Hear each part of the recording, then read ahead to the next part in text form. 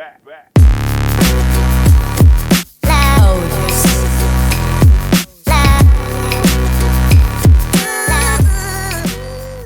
when I'm in the chief's office, I know that there's a little bit of eye roll because I'm always pushing. I always have ideas. I'm always trying to come up with creative solutions. And that's because I'm hopeful for this organization. I'm hopeful for this community. It's not because I need the work or I want the work. I feel a sense of responsibility to that value in me that we lived that gave us some purpose during Sam's sickness, and I want to, continue. Thanks for joining us for the Portland Police Bureau's Talking Beat. I'm Sergeant Kevin Allen. Today on the Talking Beat, Terry Wallow-Strauss of the Strategic Communications Unit has a conversation with Chief Bob Day. It's a chance for us to speak with the chief about some meaningful topics, including why he came out of retirement to head the Bureau, the many changes he's seen over the course of his career, how the death of his son has changed his outlook on life, and how he's using these personal and professional experiences to lead the Bureau forward with hope. Now, let's jump into the show. Thanks for being here today, Chief.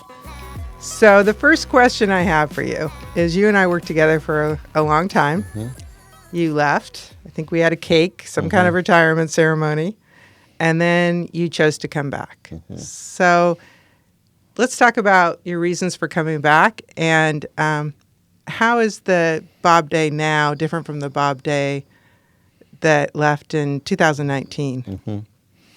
Yeah, well, thank you. Thanks for having me on. Coming back, I get a lot of questions about that. Why would I come back? Why would I leave retirement? I think I really did enjoy being retired. It's a gift that we have in this profession to be able to retire young, relatively speaking. And so I just always encourage cops anywhere around the country that I would see. I would always tell them, take care of yourself physically, emotionally, mentally, financially, so that you can retire when it's time. And I'm really grateful for that. But why did I come back? Well, really, this was not on the radar at all. It came completely out of left field. Conversations that I had with Chuck, conversations I had with the mayor, and after speaking with both of them, and then just seeing what was going on in the community, and believing that we're sort of uniquely poised right now, this time period, as an organization and as a city, to really lead maybe this region, maybe this state in a way that could really make a difference. And, I'm a public servant at heart. Always have loved the city and loved the police bureau. So what really inspired me was to see the the diverse amount of people that are really leaning in this conversation, like I have never seen in my career. I started in 1990. We're seeing, whether it's the business community, whether it's social service providers, and the state and the city and the county, and just all across the board, communities of color, on and on and on, engaging and wanting to see Portland be better. I think we recognize that, we've definitely lost a step or two in the last few years, and the collective desire to see us be better really inspired me, and thought, well, if I can be a part of that, and the police bureau can be a part of that, and leadership has confidence that I can maybe help with that, then I want to do it. So that's really my motivation, is to try and just help us continue to mature and grow and be effective in what we do and encourage the community we serve. So what were you doing in retirement? Yeah, so the first 6 months, I really did very little besides exercise and work on my golf game. And somewhere along those time period, my beautiful wife said to me one day, our marriage does better when you're working. So that was a little bit of an indication that, retiring early and having a spouse that works full time, didn't really anticipate that adjustment. And I'd always thought that I would probably continue to work, but then I really kind of enjoyed not working. So reflected on that, and then in 2020, I was asked to come back by then Chief Resch and Mayor Wheeler to work on the closure of the Hooper Detox Center. And I was really specific and clear with both of them that I did not want to be involved in law enforcement, per se. I didn't want to be seen as somebody who was, trying to be back in the bureau after having retired. But, Hooper Detox, I think, was a critical service for our members and for our community, and it going away certainly had a big impact. So the mayor asked me to be project manager on that, and I agreed. Well, 2 weeks after I started, COVID hit, so the city shut down. And what I was dealing with was certainly a public health issue, but paled in comparison to COVID. So it was kind of difficult to get people on the phone to talk about Hooper when the world was dealing with the pandemic. And then in May, when George Floyd was killed and, the city began to really struggle, I remember clearly it was on a Saturday, and the chief of staff called me at home and said, hey, we could really use some help around public policy and policing. And I know you don't really want to do a ton about that, but you do have some experience. So that's when Robert King was over there as the public safety advisor. So then I spent most of 2020, trying to work with the policy team, advising, looking at different, things that were coming out of the mayor's office, trying to provide counsel. At the end of 2020, I had a great conversation with the mayor, but just told him I wasn't interested in sticking around. That's a whole other podcast to talk about the learning experience. And from that side of the street, after 30 years or 29 years on this side, and to be on the other side of the street and see what was happening. And then in 21, I started my own consulting business and basically just built from the ground up with no prior experience, consulting, public speaking, training company that, it's just kind of the world according to Bob Day. Ended up doing a lot of work around racial social justice with police and criminal justice agencies, doing continued work on the behavioral health end of things around a Hooper detox replacement and other projects.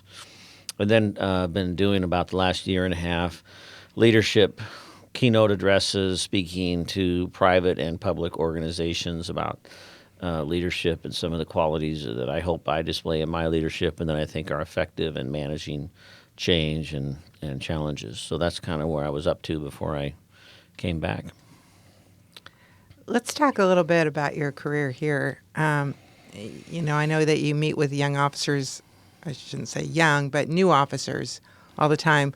Does it take you back to when you started, and how are things different? Yeah, well, they are young. I mean, I'm going to be speaking this Friday at the graduation at the Basic Academy, myself and Superintendent Cotting for the OSP PPB class. And the last time I stood and spoke at a DPSST event was in June of 1990 when I was the class speaker for my graduating class.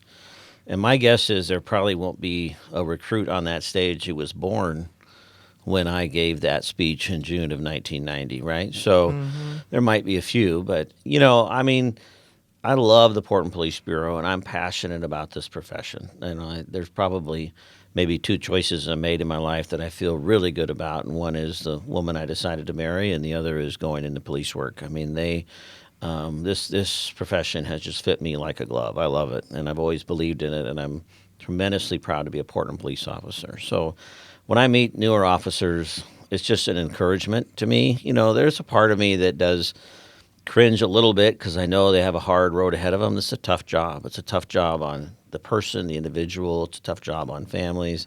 There's a lot that we ask and expect. And being in this chair has been different. Even though I've held every rank in the organization now, supervisory rank in the organization, sitting in this chair and feeling that sense of sort of responsibility that I have for 1,100 personnel, more or less, in the both sworn and professional side. So when I meet these, particularly people come in the profession, I'm so excited and I'm encouraged and hopeful, and I love their enthusiasm. I love going to the graduation. I love spending time with them in training. But there's also a part of me that wishes I could kind of prepare them for the next 25 years that I know is going to be filled with a lot of ups and downs and challenges, but also great opportunities to really make a difference. And it sounds a little corny, but it really is true. We are public servants, and we do make a difference. And so I'm really hopeful for the people I see coming in the door. The final thing I'd say about that is I don't think I could get hired today. Like, I go to these hiring ceremonies, and the resumes of these new recruits are just impressive. I mean, when they were taking anybody and everybody back in the 90s, I didn't even have an associate's degree. I just came on board as a 21-year-old kid, probably 3 or 4 years before they should have hired me, and figured it out. And I just stand there today amazed at people's background, diversity, work history, personal life stories. It's really, really impressive. You talked about the ups and downs and, as a professional level, but and challenges, but you've had those personally too. And I know you've been really public about the death of your son. Hmm. And why don't you talk about, for those who don't know, kind of like what you went through and some of the things that you've learned since then? Yeah, yeah. So we have two kids. Natalie, she was born in '99, right as I was promoting to sergeant, and then Sam was born in '01 when I was a sergeant on Southeast Nights, and we were doing all the typical family stuff that you do when you're raising kids and trying to work night shift or work off hours. And I finally told Lorna she could quit trying to keep the kids quiet during the day. It didn't really matter. I was not getting any sleep either way. So after a few years on nights, went to days and, began to adjust to that and being more of a traditional family. In 2010, at age 9, Sam was diagnosed with Ewing sarcoma, which is a rare bone cancer. Impacts about 300 folks a year, primarily young adolescents. You can get it as an adult, but it's really, really rare. But solid tumor cancers, sarcomas as they're known, are pretty treatable when it comes to chemo, radiation, or removing them through surgery. So, the frontline therapy for his treatment, it was 9 months of intense chemotherapy, a lot of time up at OHSU. I was a Central Precinct commander. When he was first diagnosed, I was a training division commander, was a commander position, then captain, commander, and then was at Central Precinct through most of his diagnosis. So he had extensive treatment up there, and then they did surgery to remove the tumor from his left fibula, the bone right below the knee, in the back of the calf there. But they weren't able to get it all, so then his leg was amputated below the knee. So then after that, in 2011, he adjusted to prosthetic. We had about a year of remission, and then the cancer came back in his right foot in 2012, and that required another resection. So we cut out part of his foot. He wanted to save a few toes, so he saved 3 toes, lost his big toe and the other one. But he told me one time we were contemplating how to address this tumor in his foot. He says, "Well, I still want to be able to wiggle some toes in the sand." So we made the decision to just take what was required versus the whole foot. He said later in life that he probably wished he would have just taken the whole foot because being an amputee was easier than being kind of partial amputee. 80% of your weight or so was carried on your big toe, and not having that, his foot was really fragile. But it was sweet in terms of just going through that process and trying to understand what to do. He was involved in all the conversations about his treatment. And then the cancer returned in 2014 in his lungs, and that was really when it became just so difficult to deal with. You can only use radiation so much. You can only do chemo so much. You can only do, cut stuff out so much. And as it grew in his lungs, ultimately, we lost him on August 27th, 2016, to what would be respiratory failure, but essentially, the tumor's just inhibiting the breathing in his lungs. And so, I tell people that, the loss of a child is certainly unique. I mean, we're not supposed to outlive our kids, and the loss of a child is just nothing that any parent should have to go through. But a couple things that I've learned along that route is, grief is grief, and loss is loss. And whether it's a child, whether it's a divorce, whether it's a bankruptcy, whether it's a parent, a sibling, grief is very individual. And it's not anybody's place to tell me how to grieve the loss of my son, and it's certainly not my place to tell anybody how to grieve their loss, regardless of, whether it's, a child or whatever that loss is. Loss is loss. So I think, giving myself that grace and giving other people that grace has helped me, to kind of walk through life a little differently. Prior to the loss of Sam, I was, probably a lot more certain about things than I am now. I had maybe more of an attitude of certitude, as we say, in terms of, sort of how this is how the world works. This is how you go through, you do this, this is how outcomes play out, and realizing that, life isn't fair. The opening line to one of my favorite books, A Road Less Traveled, Dr. Peck says the first three words are life is difficult. Life is difficult. And Yeah. then when you read the first two paragraphs of that book, is spoiler alert, but basically is once you learn life is difficult, it's not that difficult. His whole concept is like basically if you just accept the fact that life is difficult, life is hard, then maybe it'll be a little more reasonable or a little more tolerable. And so I think, a big takeaway around grief, a big takeaway around, life doesn't always work out like you planned and like you hoped. And then a big takeaway about, how do you move forward, right? The analogy I used that helped me, or metaphor, whatever it might be, I kind of see life as like a freeway, right? We're just on it and we're just going. And then something like that happens of that magnitude and you just sort of stop. You get off the freeway and you just stop because you have to. You just cannot keep driving. But the reality is you got to get back on that freeway at some point. Like I can't call the bank and say I'm not going to pay my mortgage next month because my son died. Like, Yeah. that sounds sad, but you got to pay your mortgage at some point. Like, you have a choice to make. You're either going to get back on that freeway or not. And ultimately, through community, through faith, through my own resilience, through family, whatever that needs to be, finding a way to, get up in the morning, put your feet on the floor and decide, today's the day that I'm going to try and just take a few steps and get a little farther. And Lorna said it best. She said, we never, ever lose the pain, but you gain the strength to carry the pain.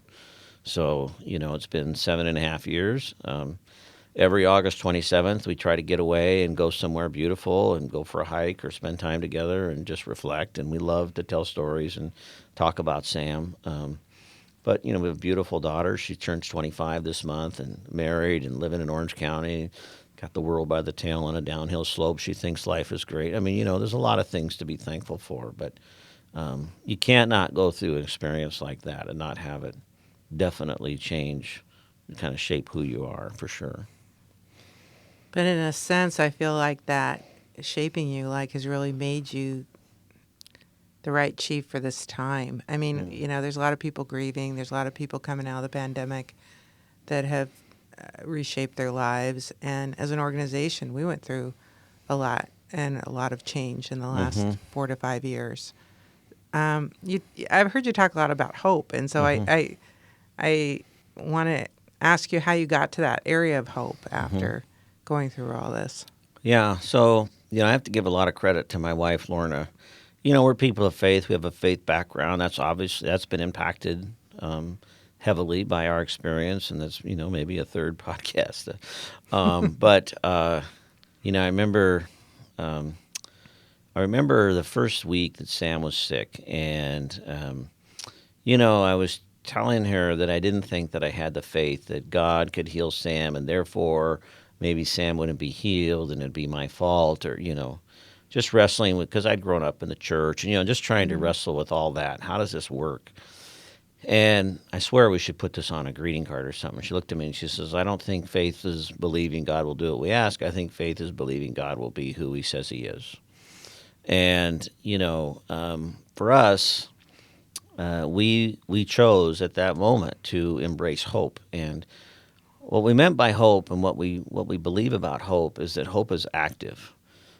I am not an optimistic person, and we can debate terminology, optimism versus hope, but I am generally not an optimistic person. People in the chief's office know that if you come to me, I might tell you no why we can't do it before I tell you why we can. I tend to be a half-empty kind of guy in terms of just how something probably won't work versus how something will work. Maybe that's 30 years of policing, I don't know, but I don't consider myself to be very optimistic. But I do believe in hope, and hope is a behavior. Behaviors demonstrate our values, and so hope is a behavior that requires action. And I'll give you an example of what that looked like on our journey with Sam and how that applies today. Sam's prognosis at his initial diagnosis was about a 75-80% survival rate. So pretty high survival rate, but not great results from the tumor and the surgery. And then when it came back, it dropped significantly, like 20-25%. And And so now we're in the deep end of the pool trying to figure out what's next, what's this look like, and how do we find additional treatment and new ideas. And doctors at OHSU were amazing, but nobody's going to fight for your kid like you are going to fight for your kid. So Lorna quit her job as a pediatric occupational therapist and just went all in on the internet, Facebook groups, moms around the country. What can I learn? What can I know? And I was at Central Precinct at the time as a commander, and the way it would work is Sam would go up in the morning for scans or tests, and then I would come up in the afternoon and get the results and everything. And so if we had good news, we'd go get ice cream afterwards. If we had bad news, and Sam and I would drive home in separate cars because he didn't want to see his mom sad. He didn't mind seeing his dad sad, but he didn't want to see his mom sad. So we went up one day and we had bad news, and we're leaving the hospital. And as we're walking out of the doors of Dornbeckers, my wife was on the phone, and I was kind of mad about it. I was kind of frustrated she was on the phone because normally when we got bad news, we wanted to have some time, the three of us, to kind of digest it. How are we going to tell Natalie? How are we going to tell family? What's the next step? Whatever. And she hangs up the phone and she looks at me and she says, "We need to be in Dallas next week." I'm like, "Dallas, Oregon? What's in Dallas, Oregon?" I'm like, "Why do we need to be in Dallas?" And she says, "No, Dallas, Texas next Friday." I'm like, "What are you talking about?" And she says, "Well, I've been, anticipating that, this might come about. And I've been talking to these doctors and researchers in Dallas, Texas, and there's a clinical trial that Sam can participate in if we can get down there next week." And, immediately we had hope. And what we mean by that is it's not Pollyannish, it's not delusional, it's not a false hope, but having that to look forward to versus just sitting at home and knowing that the tumors are growing in Sam and there's nothing we could do. And so we flew to Texas. We got into that clinical trial. We flew back and forth to Texas once a month for several months. He had a couple of major surgeries while he was down there. And we would meet with doctors, and doctors would tell us like all the bad things. And we would say, "Listen, we're not asking you to cure our son. We're just asking you to be hopeful." Because any day with hope was better than just throwing in the towel and just waiting. Yeah. And so that's where that comes from. And that applies here because you're right, Terry. The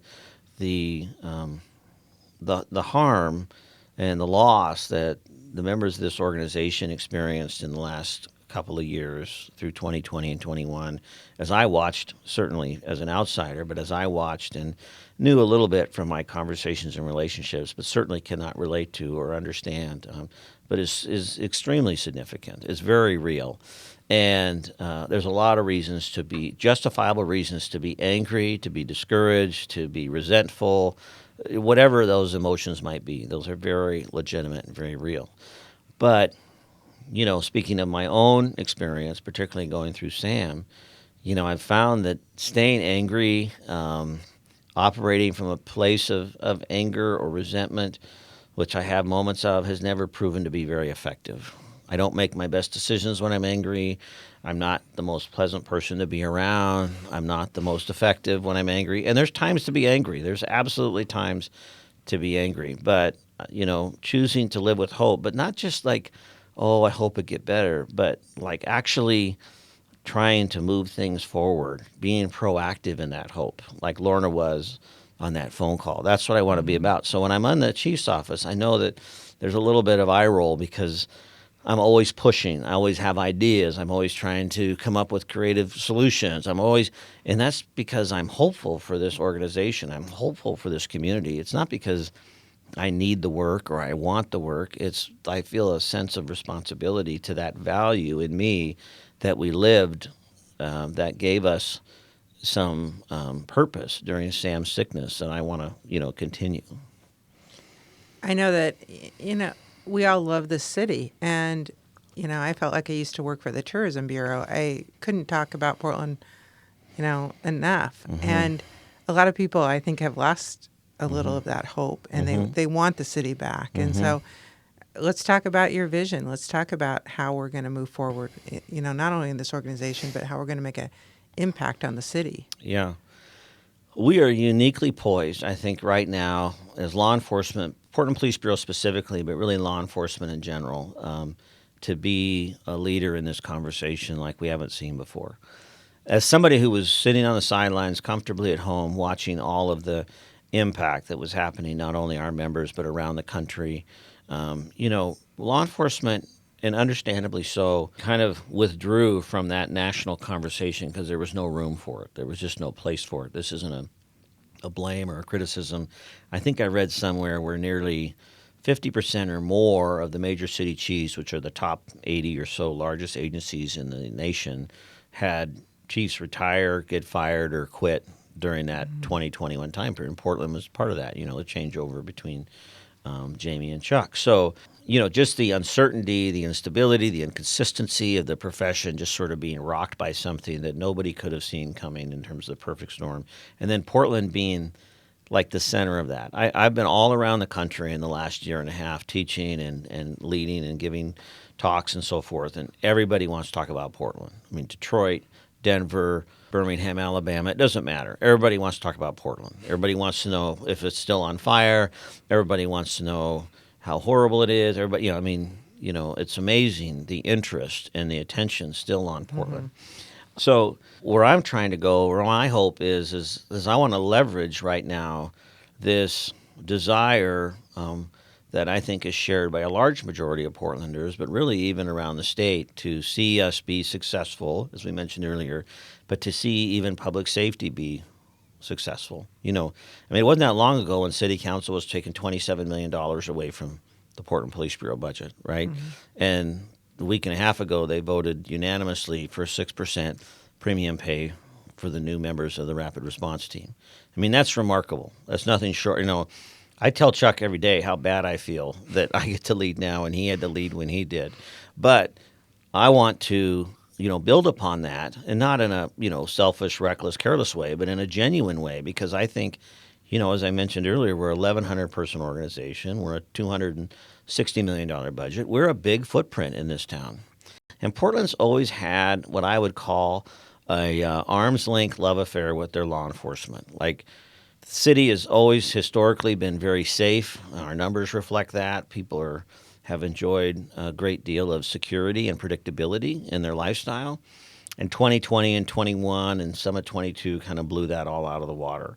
And most folks are like, we realize now the role of public safety in our community and the need for it around tourism, around conferences, around business, or whatever it might be. So where I want to go is take some of that hopefulness and really continue our relationship building with community. Every chief I ever worked for, 12 of them in my first 29 years, said, we need to restore trust. We need trust. We need trust. And I have changed that language to be, I want to change the dynamic between the police and the people we serve.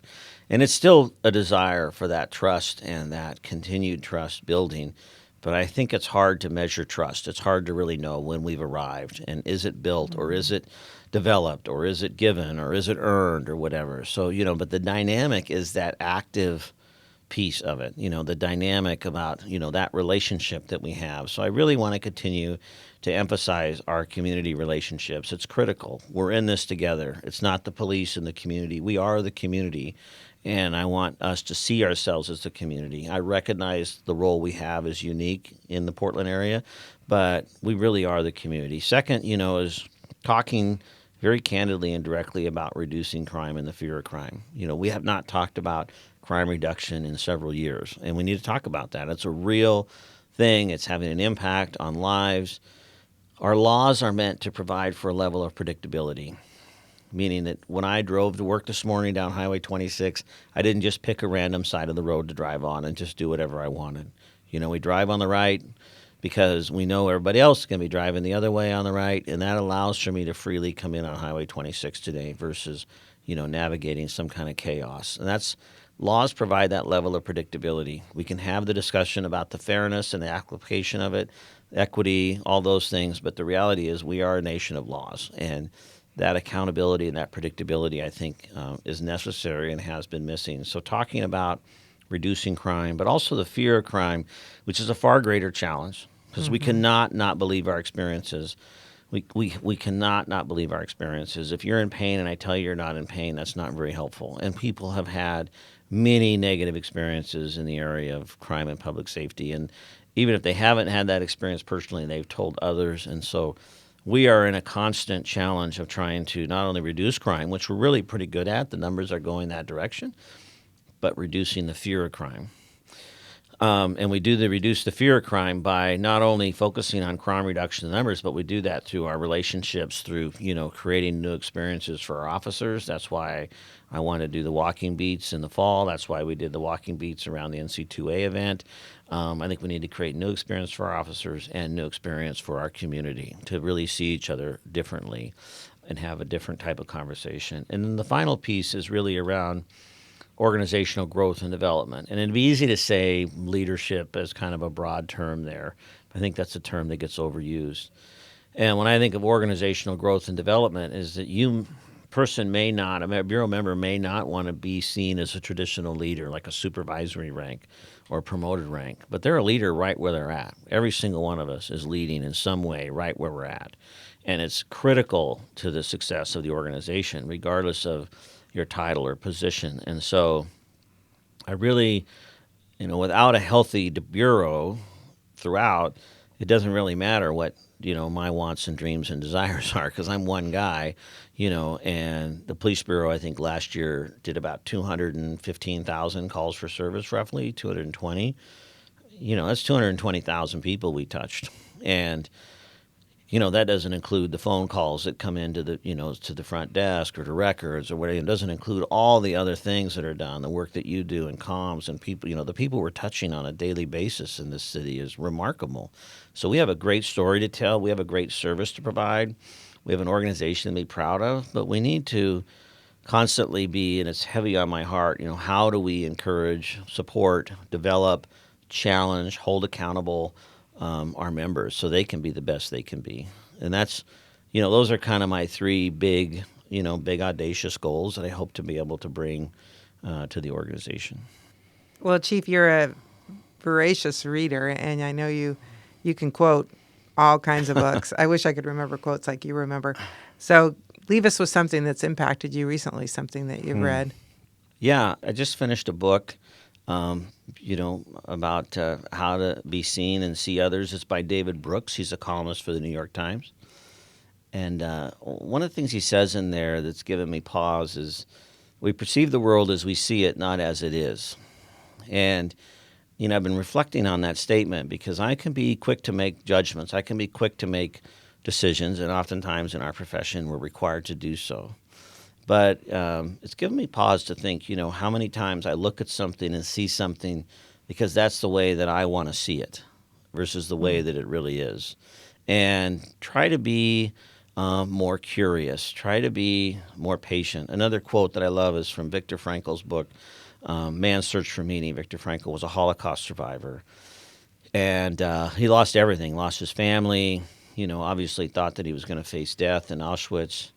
And in that book, Man's Search for Meaning, he says, between stimulus and response, there is a space. And in that space lies our growth and our freedom. And here's a guy who's, thinking of this, naked, facing what he believes is certain death. His whole family's been killed. I mean, you can't hardly imagine a more dire situation. And he's like, between stimulus and response, there's a space. And so, when I show up, whether it's here or at home or otherwise, I try to remember, okay, what am I doing in that space? And sometimes that space is very, very, very, very small. I get it.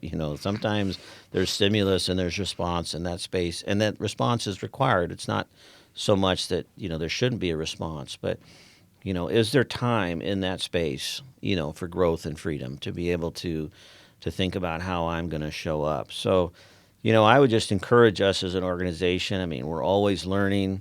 I am a big advocate of curiosity. I'm a big advocate of trying, new things, thinking outside the box. Obviously, we need to, follow our policies, our laws.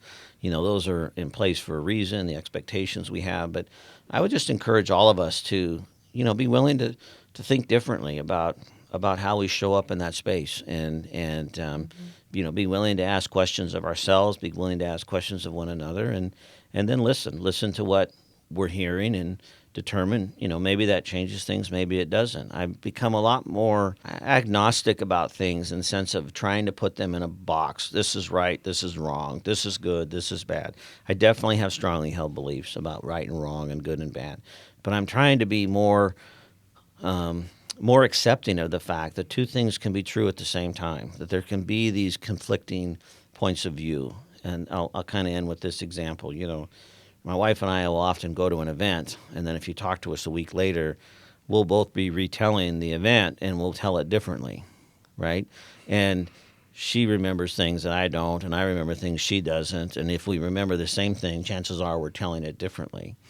And that doesn't mean that I'm lying or she's lying, or I'm wrong and she's right, or she's right and I'm wrong. The truth is probably in there kind of somewhere between us, right? But going back to, we perceive the world as we see it, not as it is.